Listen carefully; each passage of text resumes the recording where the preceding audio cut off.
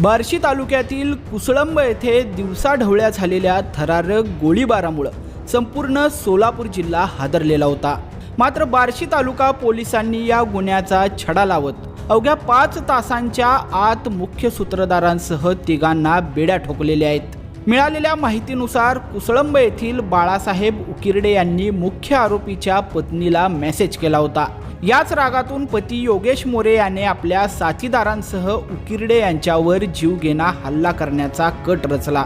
आरोपींनी प्रथम उकिरडे यांना गाठून लोखंडी रॉडनं बेदम मारहाण केली होती। या मारहाणीनंतर रागाच्या भरात योगेश मोरे याने पिस्तूल काढून थेट उकिरडे यांच्यावर गोळीबार केला।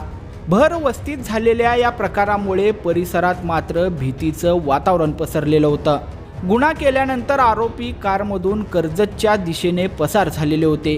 घटनेची माहिती मिळताच बार्शी तालुका ग्रामीण पोलिसांनी वेगाने चक्रे फिरवली।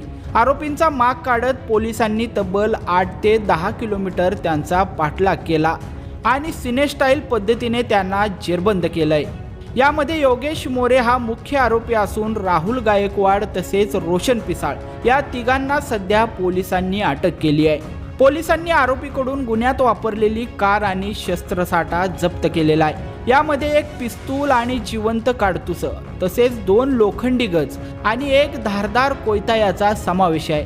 पोलिसांनी तिन्ही आरोपींना बार्शी न्यायालयात हजर केलं असता न्यायालयाने त्यांना 3 दिवसांची पोलीस कोठडी सुनावली आहे। या प्रकरणाचा पुढील तपास सध्या बार्शी तालुका पोलीस करतायत।